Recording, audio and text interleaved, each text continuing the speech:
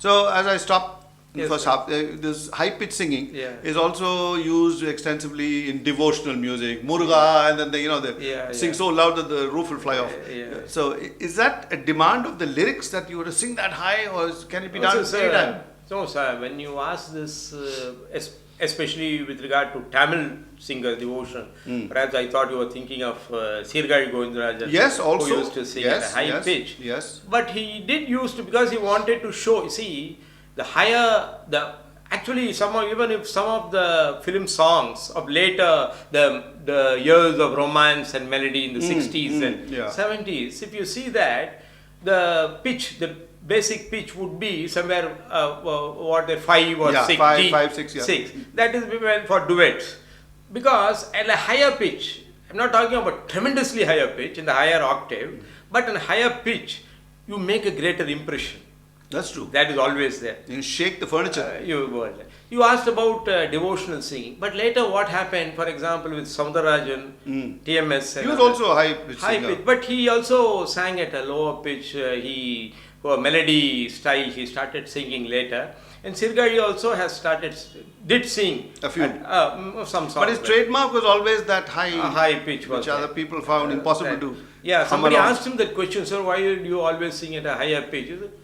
He didn't want to answer the question. He was a little irritated because he has the capacity to sing at that speed. So when I can, I will. I will. When I can, I will. So tell me, these songs of the decades that went by were all devotional in content.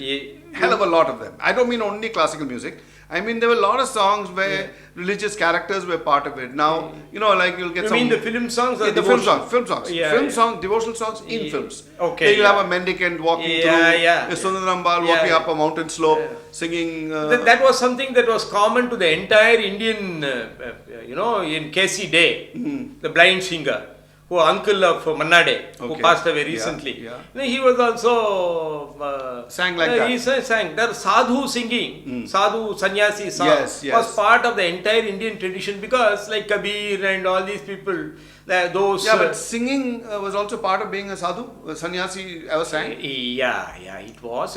For example, you have the great tradition, extraordinary tradition in Bengal of the Baul singers. Oh, the Baul singers. Baul singers, and even the Kabir, they sing. Singing, I think, sadhu. Ek tara and sing along with it. See, singing is, sort of meditation. And some yogic healers, they say, even people who have sinus, if you open your mouth and do bhajan for about 15 minutes, you will find relief for sinus. Okay. So this singing of the older type of music were heavily influenced by religion. The sentiments, all stories from the Mahabharata, this one, that one. All these things were also what the public were looking for, or is that how they passed messages down to public? Sir, well, you put it beautifully. See, in India, people talk about the hierarchy of castes and all that. Yes. But one thing that India achieved in those years, in the past 2,000, 3,000 years, when communication was restricted to people shout singing, across your neighborhood, shout over the hedge. Things like that. At that time, they were able to communicate the essence of religion. I won't say even religion. The essence of I call it spirituality. Oh, spirituality. The spiritual take on it. Yeah. On life. What happens to people when they die, or what is life. Yeah. Things like the philosophical side of it. And they managed to pass it on. And when you say heavily religious and all that, see, the people, Indian people, have been understood the importance of mythology. If you're talking about Krishna, you are not talking about a person who was born 5,000 years ago at this address and who is this. The king of this one. No, he is the beloved of everybody. So that even Subramanya Bharati, some of his greatest songs, Krishna as his servant, Krishna as his master, Krishna as his beloved. Okay. So it is not Krishna. It is the love, the romance, the loyalty, the trust, the relationships that you have. All of them through myths, they become enlarged.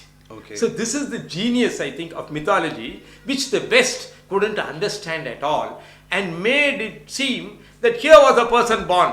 This is his life. This is a covenant. This is that. That's his mother, his father, this, that, and the people other. like I think Joseph Campbell, who have tried to teach the West the importance of myth. That is when they talk of Jesus, and Jesus is what you call came back to life, resurrection. You must not take it literally as the resurrection only of Jesus. Yeah. It is the resurrection of the godliness in God in man. That is not accepted by the church. That They church didn't are talking accept many things like they said that the earth revolving around, or the sun revolving around the earth, all that was I know there were a lot of mistakes those days. Yeah. But we have very clearly used music to propagate our religion. Did we ever use that? Did India ever do that? No, it's not, I would say, propagate religion. Propagate the religious values of life which take you to a deeper, greater spiritual state if you are prepared for it in this life, or perhaps you can try for it in a later life. All right, so one important thing, this whole thing about how does our Indian culture get transmitted through music and through lyrics and songs and films will also going to matter a great deal in this coming election, because we're going to have to see, I think this was some kind of, we are on a cusp of something which may happen. So let's see, does all this music contribute in any way to changing our mindsets?